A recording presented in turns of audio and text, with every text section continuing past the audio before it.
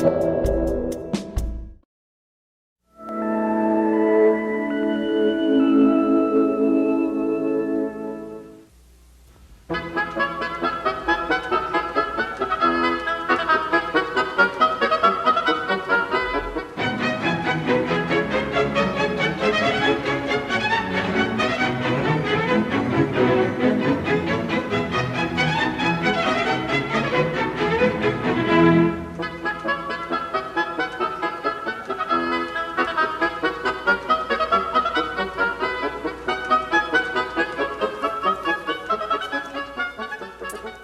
are you? Welcome to my kitchen again. This is the Frugal Gourmet, reminding you that frugal doesn't mean cheap. It means that you don't waste anything. And gourmet means that you love food and wine. That's all there is to it.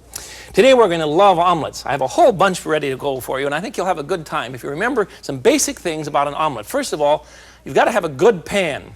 Now, I urge you buy a heavy aluminum restaurant pan. This particular model is filled with or covered with a product called Silverstone from DuPont. I far prefer it to Teflon. And it's a good heavy aluminum. Notice it has a metal handle, so you can put it in the oven. You've seen me with this pan before, I'm sure. I love it. I suggest that you do not buy gimmicks like this silly, just incredibly silly thing. I don't know why you would put a hinge in the middle of the pan. Nothing loves to be made love to folded over on top of itself like this. It's crazy. You don't need to do that if you learn how to fold an omelet properly. So first rule, a good pan. This is the same one I use for crepes. Second rule, always have your eggs at room temperature. An egg will blend much better if it isn't ice cold. Leave a dozen out on the counter. You've heard me talk about that before. Nothing to it. So let's get started. Then I'll give you the third rule. Get my pan on here. The third rule is have the pan hot first before you put the oil or the butter in. Remember? There we go.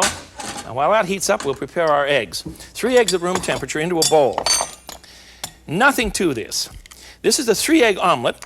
And if you want to serve these for dinner parties now and then, please simply stop eating so many eggs for breakfast, will you?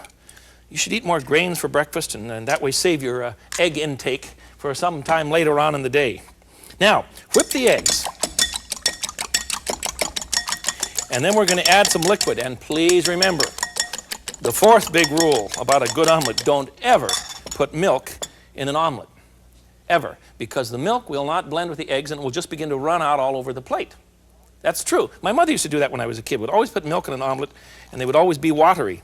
So in order to avoid a watery omelet, please put water in it. Yes, you heard me. In order to avoid a watery omelet, please put water in it, not milk, because the water will blend with the eggs.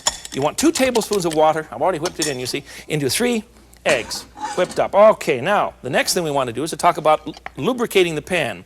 I'm going to use a tad of butter and a little bit of peanut oil. And I do that. I use both because I want the flavor of the butter, but I don't want to burn the butter. It'll darken the omelet, you see. So we raise the possibility of the butter, the ability to withstand heat, by adding a bit of peanut oil, because peanut oil will withstand incredible heat. So about a ½ tablespoon of butter into the hot pan. That should begin to melt immediately. And then we'll add a shot of peanut oil. About a tablespoon again. That's plenty. A little less than a tablespoon, huh? Now I'm going to put my eggs in right away. You notice I haven't put any salt and pepper in the eggs. Do you know why? Well, because salt will dry out the egg. You don't want to put the salt in the egg. You want to put the salt on top. Nothing to it. Whip up your eggs in water again. In they go. As soon as the butter subsides, the foam subsides, you see, and let them cook for a minute here, and it'll begin to swell up and puff up beautifully. You got the rules now? Your eggs at room temperature, your good pan, Silverstone line preferably. Thirdly, do not put milk in an omelet, but only water, and you'll have a much better amount of luck at it. And fourthly, please don't put salt in the omelet until it's just about finished. Now, you see how it's beginning to puff up around the sides. My pan isn't quite hot enough yet, but we'll have better luck in the next one. And you want to lift the edge of the omelet now and slide the excess moisture right underneath the bottom. That's all there is to it. You're going to have a great omelet. I think you should be a great omelet cooker and nothing flat. My sons both love to make omelets. And I have little children write in letters. By little, I mean 7- and 8-year-olds write in and tell me that they have such a good time making omelets. I think that's terrific. You see, it should always be loose in the pan, you see? If it isn't loose in the pan, then you pick this thing up. You pick this up and you bang it against the wall with a big whonk on the wall, you see? And it'll move right away. See what happens? You see it move? Okay, now let's decide on the filling. If you don't like your omelet too moist, well, you can take out a little more moisture there. I enjoy mine nice and moist in the center. For this first one, I think I would like to do Swiss cheese and sour cream. What you want to do is to put the, oh boy, is this going to be fattening, huh? Put the filling in the front half of the pan. You see what I've done? Here's the pan divided in half, handles in the back, so you put the filling in the front half. And now we'll put some Swiss cheese on this. It'll melt beautifully. How about a little bit of parsley? Now it's time for the salt and pepper. Just a smidgen of salt. Don't put too much in. You won't need it at all. Then I'll show you how to fold this. That's the next big clue here to making a good omelet. All right? One plate. We're ready to go. Hold the pan thusly. Slide the omelet right out. Let it grab the plate just a bit. You see? See how it's holding onto the plate now? And then up and over the top. There it is. Isn't that gorgeous? Easy to do and absolutely delicious. Now, in order to remember what's in there, I'm going to put a little bit of Swiss cheese on top, along with some parsley. There. And we're going to start making just stacks and stacks of delicious omelets. You can put all sorts of things in an omelet. There. Isn't that a beautiful thing? Let's see, what's the next one we're going to do here? I've got a whole bunch of them ready for you. Oh, mushroom omelet. I'm going to do some fillings for you now. We want to make the fillings first before you do the omelet, of course. So I've got some mushrooms going up here. And I have some apples back here for my son's favorite omelet. Channing is 15 now by the time you're with us. He's 15 years old now, and he's still he's getting more and more into cooking. And every once in a while, I'll find him down in the kitchen making this delicious apple omelet. He thinks he invented the recipe because I taught him how to do it when he was about 4 years old, and now he thinks it's his dish. So that's all right with me. I love it. Let's do the mushroom one first. The mushroom. Let's see. I will use this one. That's okay. The mushrooms are in the pan. I have a little bit of onion and mushroom melted in a bit of butter, and to that I'm going to add a pinch of nutmeg, if I can find it. Here it is. Just a tiny bit of nutmeg. The pan's getting too hot here. A little bit of nutmeg. I'm grinding mine from a little nutmeg shaver. You ever seen one of these? Marvelous gadget. This works great. And I want to add a bit of salt and pepper, just a smidgen to my filling. There we go. This is mushrooms and onions cooked in butter. And then we're going to add a smidgen of lemon juice. Let's see. Where's my knife here? There we go. Lemon juice and a shot of vermouth. Vermouth, yes, dry vermouth, makes a delicious flavor for mushroom filling. Okay, that one's done. Let that simmer for a bit. Now this next one is an apple omelet. And you're going to have a good time with this one. This is Channing's favorite. So I have in the apple a little apple sliced up, cored and sliced up, cooking a little bit of butter. And to that I want to add a bit of cinnamon, just a smidgen. That's plenty. And a pinch of sugar. There we go. And some brandy. Your 15-year-old uses brandy in his cooking? Yes, of course he does. But remember that when you cook something, why, with brandy, it'll cook the alcohol out, so don't worry about it. If you want to flame it, you can do it this way. There, you see, there goes the alcohol. It's gone. All right, we're ready. Let's go back to the omelets. Heat your pan first. Now, don't laugh at this next trick, because I have the eggs already broken into a glass jar, you see, and I'm just going to begin whipping up eggs 3 at a time. And I'm afraid one of you is going to say, Agnes, where does he get his eggs already cracked in jars? Doesn't happen. Doesn't happen. All right, now we want, remember, 3 eggs and 2 tablespoons of water. You whip up your eggs first so that your water will blend. And I just use a fork. You don't need anything fancy, for heaven's sakes. And we'll put a little bit of butter in our pan. A bit of peanut oil so that it doesn't burn. And we're ready. Now watch what's going to happen here. You see, the minute the butter stops bubbling, there, you see one little bit left. Come on, calm down. There. What we're doing is waiting for the water to cook out. Now we'll put in our omelet. And that one will be ready in just a minute here. This is the mushroom omelet that we're doing. He's all ready to go. You see how it puffs up on the side? The pan's hotter now and it's working much better, you see? Temperature is very important for a good omelet. If you cook it too slow, it's going to be tough. And don't you hate those omelets you get in restaurants? They make a batter, and then they pour it onto a griddle, and they make a great big enormous egg pancake, and then they just fold up all sorts of stuff in the middle. I don't like them at all. And they really shouldn't be called an omelet because they're not an omelet. Not an omelet. We're going to loosen that. There we go. Okay, let's get ready with the filling. Let that just barely cook down a little bit more here. I'm going to turn down the heat now while I put the filling on. We don't brown it too much. Tiny bit of salt. Now remember, the salt goes in last. You don't put the salt into the egg. You don't mix it in at all because it will toughen the egg. And now the mushrooms. Front half of the omelet. Mushrooms with onion, tiny bit of nutmeg, salt and pepper, shot of lemon juice, and some dry vermouth. Oh, you're going to love this one. And now the big fold, all right? Whoops, I've got to save one mushroom so I'll remember what's in the omelet. And we'll slide him out thusly, you see? And then fold it over in the top. You see? Of all of the things that I've taught people in the years I've been teaching cooking classes, the folding an omelet seems to excite them the most because they think it's very complicated. And of course it's not complicated, and I want you to know that you can do it too with very little practice. There we go. Let's put a sprig of parsley on that one. There we go. Anything for color. I put a mushroom on top so I'd remember what's in here. Yes, you could have an omelet party. You'd have a great time. Have everyone come in and help, and they could make all sorts of marvelous omelets. All right, the pan's hot. Let's get going on the third one. Remember, we have the apples already. And an apple omelet is great for a dinner party. It's great for breakfast. It's just a terrific thing.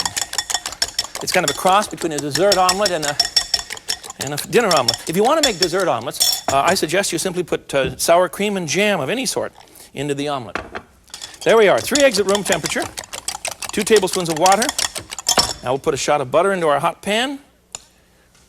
Now if the butter blackens, if the butter turns very dark, then you've blown it. And don't try and save it. You've burned the milk solids in the butter. That's what I want to say. And I'm going to do that if I don't hustle here. There we go. That's how you make clarified butter. Did you know that? You melt the butter down until the milk solids can separate.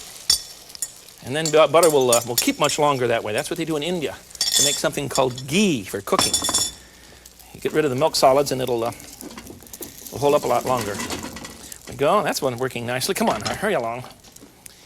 The apples are all ready. Remember, make your fillings first because you can't stop anywhere in this process and go prepare a filling. You see, that has to be done ahead of time. Isn't this fun? Are you getting hungry? Tough. I love it. I want you to get a good pan and get started on omelets. They're so much fun. And they're just great for dinner party. What's a dinner party? I'm always talking about a dinner party. I mean, anytime someone's at your table. Anytime you have someone over for a meal, your own kids, fine. Anybody, whoever it is. Let's get to it. Tiny bit of salt. And the apples with cinnamon and sugar. Just a tiny bit of sugar. Will go on the front here. This is for Channing, but you can watch. See, I've sliced them rather thinly, but I didn't cook them long. I want them tender, but not overdone, right? Whoops, forgot to save one. You remember why I'm doing that, don't you? Because I'm not very smart, that's why. And I can't remember when we close our time together, I can't remember what all I have on the counter. Okay? The big secret fold, which is no longer a secret, which you can do anytime you want, you see? Fold them over the top. Now, if the first time you try this, you wind up with a mess, don't become discouraged. It's all right. Because the first time I did it, I had an awful mess too. There we go. There, the 3 of them already. Let's make a potato filling now for an omelet. This is one of my favorites. It's a French potato and garlic omelet. So my pan is hot, and into the pan I'm going to put a bit of butter, just a smidgen, a little bit of oil. I'm not putting any eggs in this one. I'm cooking potatoes in this pan. I have some new potatoes. You remember what these look like. Here, I'll show you a couple. Here we are. Before they're cooked, they're generally very red like this. Lovely color. Or sometimes you can find them, they're a little bit brown, and they're still called a new potato. They're just very, very small potatoes, and of this red variety. Simmer these for a bit in water until they're tender, and then cut them up into big chunks like this, and in they go to the pan. This is a filling I'm making, right? All right. What is that? 4 or 5 potatoes per serving. And we'll need some bacon. Now, I've already cooked my bacon. This is one slice of bacon, all ready to go. And we need a green onion chopped up. Boy, I hope we can find some room around here. This is getting to be serious. Remember now, when you cut, keep those fingers bent under, will you? Just don't stick them out. I have to tell you something funny. I went to a book signing the other day. I was very flattered to be asked by a book company to come and sign some books for them, so I did, and I walked into the shop. Oh, there must have been 500 people there, and I waved hello, and somebody yelled, "Keep your fingers bent under." I was tickled, so when I was writing, even when I'm writing, I remember that. Green onion, potato, a little bit of bacon, and now the garlic. Heavenly flavors, so good. You get the recipe for this one? Nothing to it. You can figure out some other variation that you think might be better than mine. That's all right with me. It's going to be a little strong. You're right. You're right. Now, I'm going to put in some olive oil just for flavoring here. Just a smidgen, about a half tablespoon. And we'll toss that about. Now, remember how to toss things? You hold the pan thusly so the food will slide forward, and then you give it a flip. You see? Now, that's another trick that you'll have to you'll have to practice a bit. That's all right. Don't become distressed if you throw potatoes all over the walls. Do it when your mother-in-law isn't around, okay? What does she know? No, actually, my mother-in-law is a very good cook. There we are. There's the filling. Pan goes back in the stove. I'm using this one frying pan over and over again because it's good and hot. And you notice I'm holding on to the handle, right? And you know what? It's just burning me to death. No, it's not. It's not bad at all. Okay. Now, 3 more eggs. I don't have to keep repeating the fact that they're at room temperature, all that sort of thing, right? But it is important. Eggs will blend much better. Well, how do you keep them at room temperature? I keep a dozen on the counter all the time. And the rest I keep in the refrigerator. In our house, we eat up a dozen eggs in a week. I'm sure you do too. Good Lord, there are 4 of us. I bet we eat up more than that. But I never feed the boys eggs for breakfast. Never. And my wife and I simply have a big grainy toast and that sort of thing for breakfast, and a little black coffee. So we save our egg eating for dishes in which I think eggs are more appropriate. I love poached eggs. I love fried. I love all of those things. But good Lord, you can just eat so many eggs that you'll kill yourself. We are an egg and bacon crowd, aren't we? Okay, into the pan goes the butter, a little bit of peanut oil. See how that's, it's almost too hot. See that? Almost too hot. Now watch, as soon as it subsides, as soon as it stops bubbling and foaming, that means the pan is ready for your egg mixture. I say egg mixture because you remember to put in 2 tablespoons of water for each 3 eggs. And if you want to cut this down to a 2-egg omelet, fine, do so. Use a smaller pan. This size, for instance, would be perfect. You see, that's a, what is it? That's a 8-inch, and this is a 10-inch pan. About time I finally told you the size of the pan, isn't it? Well, you forget things now, man. That's okay. Now, here comes my favorite one. First time I had a potato omelet, French potato omelet, was at a restaurant called the Brasserie Pittsburgh. It's in the downstairs basement in Seattle. It's been there for, I don't know, something like 85, 90 years, an old tile restaurant. And it's been operating every day throughout all that time. And the new owner is a Frenchman by the name of Francois Cassel. And he makes lovely omelets for lunch. He makes a great big one, this big around, and then as you come by, he cuts off a big chunk for you. It's terrific. Okay, whoops, forgot the salt and pepper. For our potato-filled omelet with a little bit of bacon. Did you get the filling?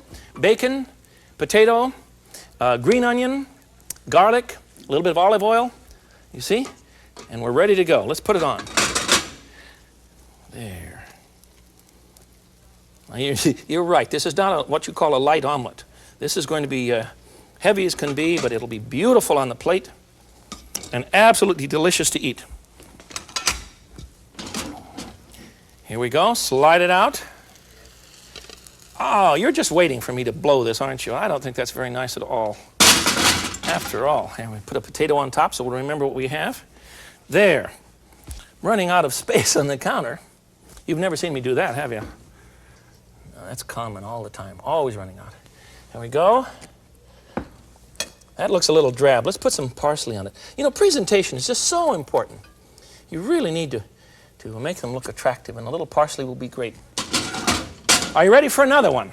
Let's keep it up. More eggs. This one's going to surprise you because it's so silly. It's almost, well, it's so simple, it's almost silly. And I'll tell you about it as we make it. It'll become one of your favorites, and it's the kind of thing you can make late at night when you think you have nothing in the house, but you'll always have these ingredients. Okay, 2 ounces of 2 tablespoons of water. There we go.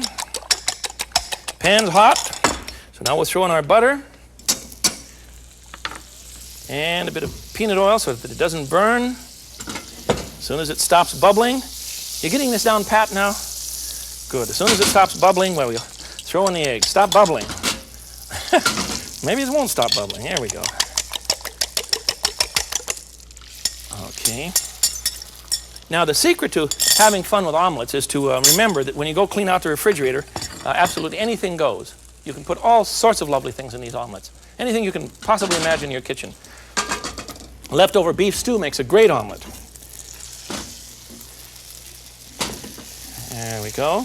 Any kind of leftover sauce that you have in the house. All sorts of cheeses that you can grate up.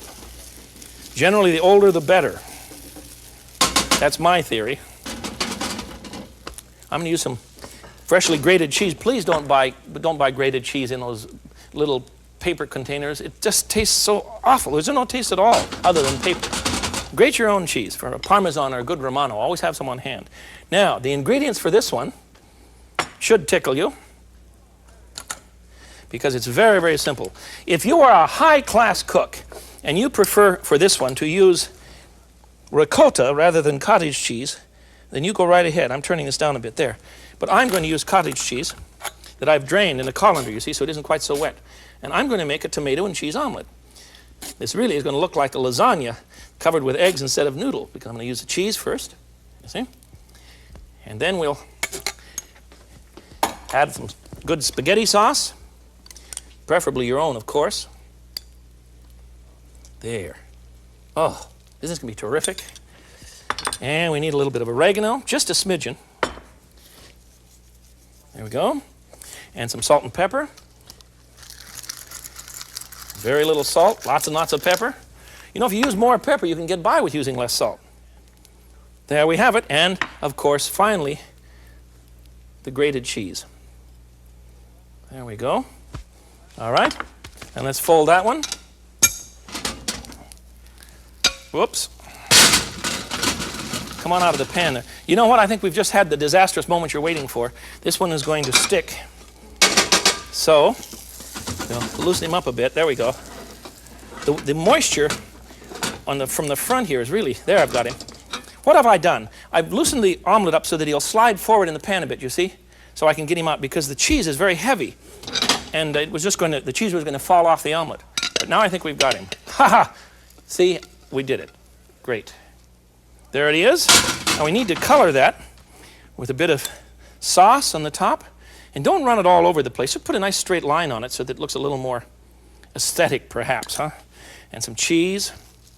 And perhaps a sprig of parsley. Is there room out there for more?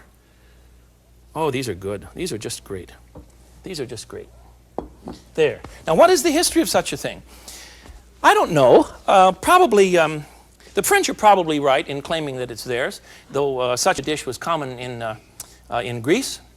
You'll find that kind of cooking going on. And in Italy, you know, omelets are very, very common. First time I had a real Italian dinner, we had pasta first, lots and lots of pasta. Then we had an omelet right in the middle of the meal. And then for dessert, we had a beautiful green salad. That's the way it's done in Italy. And it's a good practice. You can get rid of the sugar in your diet and a lot of the butter fat that we use in desserts. You won't need them at all. So the old French omelet is really very universal in our time and certainly common in our country. I would suggest the following kind of menu.